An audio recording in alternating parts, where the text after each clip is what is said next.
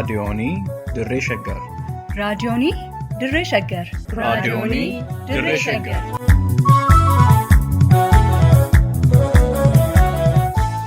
Raadiyoonii Dirree Shaggar. Raadiyooniin Dirree Shaggar torbaan guutuu guyyoodhaan galgalatti sa'aatii tokkorraa eegalee hamma sa'aatii tokkoof walakkaatti dambalii gabaabaa meetir baandii 19 kiiloo heerzii 15,415 irratti qophii dabarsuu hamma jalqaba. Raadiyoonii Dirree Shaggar.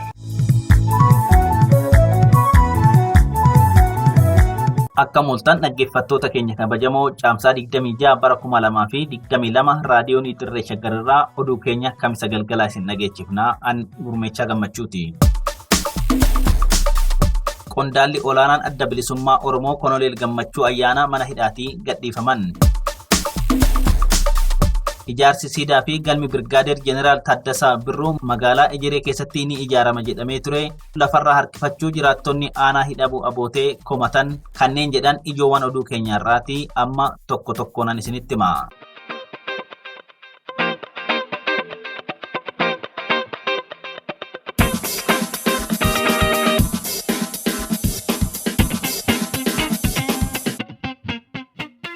Qondaalli olaanaan adda bilisummaa Oromoo Konoleel Gammachuu Ayyaanaa turtii mana hidhaa yeroo dheeraa booddee mana hidhaa federaalarraa gadhiifamuun beekame. Qondaalli adda bilisummaa Oromoo Konoleel Gammachuu Ayyaanaa caamsaa 24 bara 2022 dhaddacha mana murtii ijibbaataa federaalatti kan dhiyaatan yoo ta'u, manni murtichaa simata shororkeessummaa ittiin himataman kufaa gochuun bilisaan akka gadhiifaman ajaja dabarsuu hordofuun guyyaa kaleessaa caamsaa 25 bara 2022 mana hidhaatii ba'uunsaanii mirkanaa'eera. Gabaasa wabii waaqoo qindeechee iftuu galataatu dubbisa. Konoleel Gammachuu Ayyaanaa manneen hidhaa Oromiyaa fi Federaalaa garaagaraa keessatti hidhamuun hiraarfamaa kan turan yoo ta'u, kashalabootaa fi yakkamtoota saamichaa fi ajjechaa raawwatanii mana hidhaa keessatti argaman waliin mana tokko keessatti akka hidhaman taasifamuu isaaniitiin hamlee xiqqeessurraa eegalee hanga ajjechaatti yaaliiwwan garaagaraa irratti raawwatamaa turuun kan himame yoo ta'u, sababa kanaanis hooggantoonni Koongiresii Federaalawaa Oromoo KFO otoo hin gadhiifamin dura mana hidhaa Qaallittii keessa turan obbo Baqqalaa Garbaa, obbo Dajanee Xaafaa, obbo Jawaar Mohammad, obbo Hamzaa Booranaa fi kanneen biroo nyaata lagachuun gochaa Konoleel Gammachuu irratti raawwatamaa ture mormuun kashalabboota keessaa akka bahaniif dhiibbaa gochaa turuun isaanii kan yaadatamudha. Konoleel Gammachuu Ayyaanaa dabalatee qondaalota ABO mana hidhaatti argaman eenyu akka hidhee fi maaliif akka hidhaman akka quba hin qabaanne qaamoleen bilxiginnaa yeroo garaagaraatti ibsanis shiruma mootummaan bilxiginnaa xaxeen badii tokko malee mana hidhaa keessatti dararamaa turanii ammallee dararamaa akka jiran raadiyooniin Dirree Shaggar gabaasaa tureera. Komishiniin Poolisii Federaalaa ibsa mana murtiif kenneen Komishiniin Poolisii Oromiyaa akka bira kaawwate ibsus dhimma kanarratti Komishiniin Poolisii Oromiyaa deebii akka kennuuf manni murtii ijibbaataa Federaalaa xalayaadhaan gaafachuu gabaasa keenya yeroo darbeetiin ibsuun keenya kan yaadatamu yoo ta'u, bu'uuruma kanaan Komishiniin Poolisii Oromiyaa beellama mana murtiirraa waan hafeef caamsaa 24 bara 2022 manni murtii Konoleel Gammachuun Ayyaanaa bilisaan akka hiikamu ajaja dabarsee ture. Komishiniin Poolisii Federaalaa guyyaa jedhametti ajaja mana murtii hojiirra oolchuu baatus caamsaa 25 bara 2022 Konoleel Gammachuu Ayyaanaa hidhaarraa gadi dhiisuun Konoleel Gammachuun mana isaaniitti akka galan maddeen raadiyoonii Dirree Shaggar mirkaneessaniiru. Qondaaltonni adda bilisummaa Oromoo fi miseensonni dhaabichaa hedduun har'allee manneen hidhaa biyyattii garaagaraa keessatti hidhamanii kan argaman yoo ta'u, sababa ilaalcha siyaasaa qofaaf murtii haqaa dhabanii mana hidhaa keessatti hiraarfamaa akka jiran hooggansi dhaabichaa hidhaarraa hafan ibsaniiru. Salaalee aanaan hidhabuu abootee iddoo dhalootaa gooticha Birgaadeer Jeneraal Taaddasaa Birruu yoo taatu, hanga ammaatti aanicha keessatti hojiileen oolmaa goota kanaa mul'isuu fi maqaasaa ol kaasuu tokkoyyuu dhabamuu isaatiin goota Oromoo qabsoo hadhaa gaggeessaa bilisummaa sabasaaf aarsaa kaffale kana oolmansaa dagatameera jechuun jiraattonni komatan. Siidaa fi galmi Birgaadeer Jeneraal Taaddasaa Birruu magaalaa hidhabuu abootee Ejeree keessatti akka ijaaramuuf akka lakkoofsa Habashaatti bara 2010 hawaasarraa maallaqni walitti qabamee turullee hanga ammaatti iddoo dhaloota isaa kanatti siidaa galmaa fi hojiiwwan oolmaa isaa mul'isan ijaaramuu dhabuun akka isaan gaddisiisee yaadawwan jiraattonni aanichaa kennan waabeffachuun OBN gabaaseera. OBN akka gabaasetti bakka bu'aan waajjira aadaa fi turizimii aanaa hidhabuu abootee obbo Shallamaa Baqqalaa komiin jiraattotaa sirrii akka ta'e yoo himu itti gaafatamaa waajjira maallaqaa fi walta'iinsa diinagdee aanaa hidhabuu abootee Tonchaa Waaqshum immoo ijaarsa siidaa fi galma Birgaadeer Jeneraal Taaddasaa Birruuf qarshiin hawaasarraa walitti qabamee ture miliyoonni 3.84 baankitti naqamee jiraachuu eereera.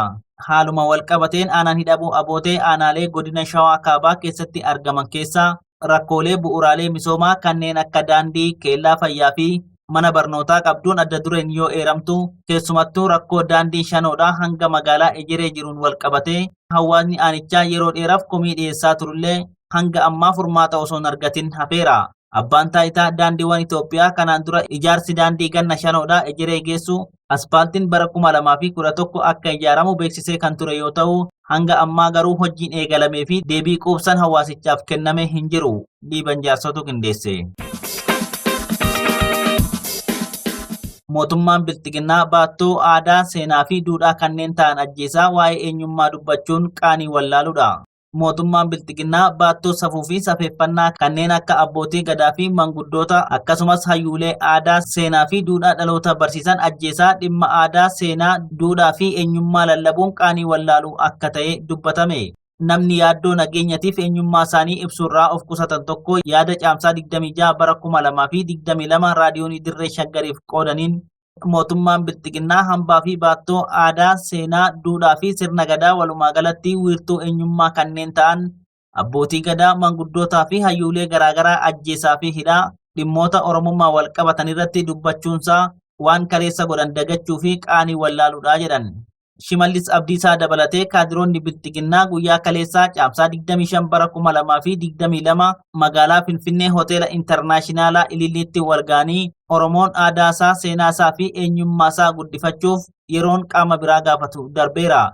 Galma gahiinsa kaayyoo kanaatiif akkaataa aadaa fi duudhaa Oromoo ganamaatti dhimma ba'uun sirna gadaa fi mana murtii aadaa jajjabeessuuf xiyyeeffannoon hojjetamaa jira jechuun fakkeessaa oolullee Oromoo fi Oromummaa diineffachaa akkasumas manguddoota ulfoo sirna beekan ajjeesaa sirni Bilxiginnaan Oromoof ijaaru inuma hin jirre kan jedhan maddi keenya sirna ijaaruun dura namni jiraachuu waan qabuuf dursa Oromoo ajjeesuu haa dhaabanii jedhan. Namni dhimma kanaan wal qabsiisanii yaada nuuf qoodan kan biraan abbootii gadaa, manguddootaa fi hayyoota Oromoo ajjeesaa fi salphisaa waa'ee sirna gadaa fi aadaa Oromoo odeessuun tuffii Bilxiginnaan uummata Oromoof qabu calanqisiisaa jedhan.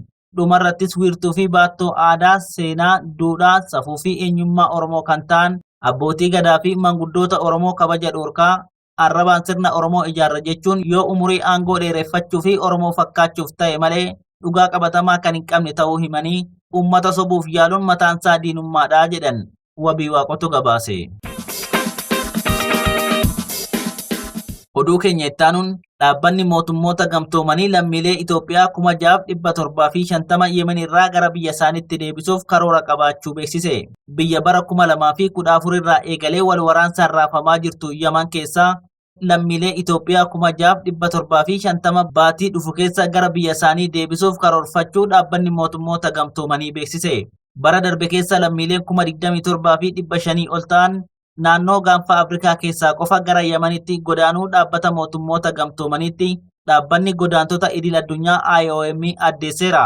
Dhaabbanni godaantota idil addunyaa IOM lammiilee Itoophiyaa kanneen gara biyyaatti deebisuuf doolaara Ameerikaa miliyoona 7.5 akka isa barbaachisu himuun godaantota Itoophiyaa Yemen irraa gara 600 deebise keessaa 60 kanneen haadhaa fi abbaa hin qabne ta'uu erga beeksisee booda dhaabbatichi magaalaa kibba Yemenitti argamtu Edanii fi magaalaa Finfinnee gidduutti balaliisni dabalataa akka barbaachisu ibseera.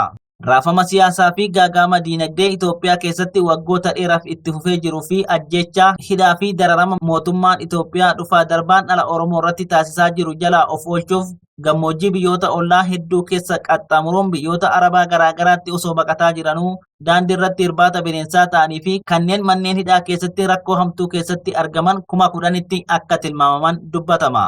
Liiban Jaarsotu qindeesse. Oduu keenya xumuraatiin Itoophiyaan waliigaltee carraa daldalaa ashuurarraa bilisa taasisuu AGOA keessaa ugguramuu hordofee Keeniyaan shilingii biliyoona 10 argachuu beeksiste. Itoophiyaan oomishaalee garaagaraa ashuura malee gabaa Ameerikaa keessatti gurgurachaa turte sababa waraana biyyattii keessatti gaggeeffamaa jiruun kan ugguramte yoo ta'u, Itoophiyaan waliigaltee carraa daldala ashuurarraa bilisa taasisu kana African Growth and Opportunity Act AGOA keessaa ugguramuu hordofee Keeniyaan meeshaalee hedduu gara Ameerikaatti erguun bu'aa shilingii biiliyoona 10 yookiin ammoo dolaara Ameerikaa miliyoona 86 argachuu beeksiftee jirti. Itoophiyaan carraa daldalaa qaraxarraa bilisaa keessaa osoo hin ugguramin dura oomishaalee gogaarraa argamanii fi uffata dhiyeessaa kan turte yoo ta'u, Keeniyaan carraa kanatti fayyadamtee bakka bu'uushiitiin gabaa Ameerikaa keessatti bu'aan argattee kan bara darbeerra harka 20 kan caalu akka ta'e gaazexaan Addis Istaandardi gabaaseera. Haaluma kanaanis oomishni biyyattiin gurguraaf dhiyeessitu dabaluu isaatiin bu'aa bara darbe argatte shilingii biiliyoona 42.3 irraa gara shilingii biiliyoona 50.7 ol guddachuu kan gabaase Addis Istaandardi. Keeniyaan biyyoota oomisha olaanaa gara Ameerikaatti ergan keessaa Paakistaan dursuun Yuugaandaa fi Neezerlaanditti aantee sadarkaa sadaffaa qabachuu dandeessee jiraachuu ibseera. Ameerikaan baatii sadaasaa bara 2021 keessa gaagama siyaasaa fi dhiitamni mirga namoomaa Itoophiyaa, Maalii fi Giinii keessatti raawwatamaa jiru na yaaddesseera jechuun pirezidaantiin Ameerikaa Joo Baayiden biyyoonni kunneen carraa daldala ashuurarraa bilisaa kanarraa akka haqaman murteessuu bakka buutuun waajjira daldalaa US Kaatiriin Taayi ibsanii turan. Itoophiyaan sababa waraana biyyattii keessatti gaggeeffamaa jiruun walqabatee yakkoota mirgoota namoomaa sarban raawwachuu ishiitiin qoqqobbiiwwan dippiloomaasii fi diinagdeetiif saaxilamuu ishii kan hubatamu yoo ta'u, lammiileen biyyattii qaala'insa jireenyaa fi raafama diinagdeetiin dararamuu irratti argamu. Liiban Jaarsotu qindeesse. Hayyee dhaggeeffattoota keenya kabajamoo oduun ammaaf qabanne kanuma qophii keenyaaf waliin turtii gaarii qabaadha.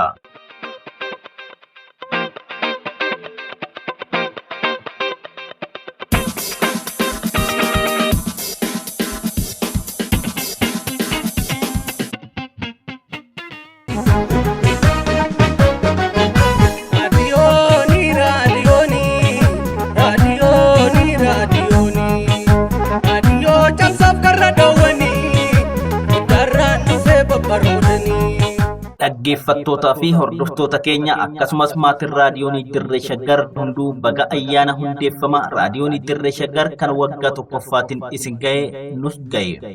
Raadiyooniin Dirree Shaggar imala isaa waggaa tokkootiin haalawwan qabatamoo impaayera Itoophiyaa keessatti raawwatamaa turan addatti immoo jiruu fi jireenya uummata Oromoo irratti xiyyeeffachuun dhimmoota Oromiyaa keessatti raawwataman irratti odeeffannoo si'aawoo qabatamoo fi belbeltuu ta'an dhiyeessuudhaan sagalee uummataa ta'aa kunoo har'a ga'eera.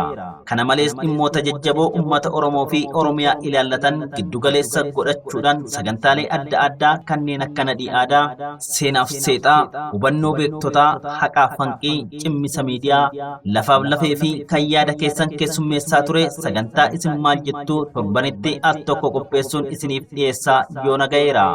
Raadiyooniin Dirree Shaggar sagalee uummata Oromoo ta'uudhaan imala isaa waggaa tokko yoo ayyaaneffatu gammachuu olaanatu itti dhaga'ama. Gara fuulduraattis aantummaa ummatichaaf qabu jabaatee itti fufuun sagalee uummata Oromoo haqa irratti hundaa'ee akka ta'u asumaan waadaa gala. Haala sadarkaa addunyaa madaaluun dandeettisaa gabbisuun fedhii ummatichaa giddu galeessa godhachuudhaan qabsoo bilisummaa ummatichi taasisu keessatti ga'ee isaa ba'uuf kan duubatti hin deebine ta'uu ni mirkaneessa. Raadiyooniin Dirree Shaggar tamsaasasaa raadiyoonii dambalii gabaabaa meetir baandii 19 kiilooheerzii 15,415 irratti galgaluu akka lakkoofsa Itoophiyaatti sa'aatii tokkorraa eegalee haga sa'aatii tokkoo fi walakkaatti qaamolee hawaasaa Oromoo fageenya Oromiyaa irratti argamaniif dabarsuu maddiitti dhaggeeffattootaa fi daawwattoota miidiyaalee hawaasaa kanneen akka yuutuubii, feesbuuk akkasumas ispootifaayi fi teelegiraamidhaan fayyadamaniif suur-sagaleedhaan dabaluun tamsaasuu irratti argama. Egaa yaadni isin nuuf kennitan qeenyi dadhabinaas ta'ee kan jabinaa hojii keenya fuulduraatti kan nu cimsu akka ta'e abdachaa kan hanqate akka itti guunnuuf kan jabaaten immoo daran akka itti cimnuuf yaada qeeqaa fi hubannoo waliigalaa raadiyoonii Dirree Shaggar irratti dhiyeessuu feetan lakkoofsa waasaappii raadiyoonii Dirree Shaggar duwwaa tokko 443 fayyadamuudhaan sagaleedhaan waraabuun yookaan barreeffamaan dhaamsa akka nuuf keessaniif isin jajjabeessuun gumaacha hirmaannaa keessanii fi turtii waliigalaa waliin qabaachaa turtaniif galata isiniif galchina.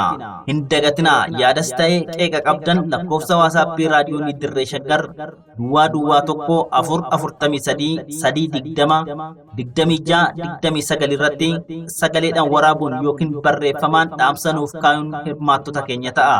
Nutis sagalee waraabdanii nuuf ergitanis ta'ee kan barreeffamaan nuuf dhiyeessitan qophii addaa hundeeffama waggaa tokkoffaa raadiyoonii dirree shaggarii sababeeffachuun qopheessinu irratti qindeeffannee isin dhageessifna. Raadiyoonii dirree shaggar. Raadiyoonii cabsine afaan odaa, miidiin televezyiinii irraa barooda. Barraakoon sarara qophaasii, hiriira namoota waaqoon abbaa dimokiraasii. Barraakoon sarara qophaasii, hiriira namoota waaqoon abbaa dimokiraasii.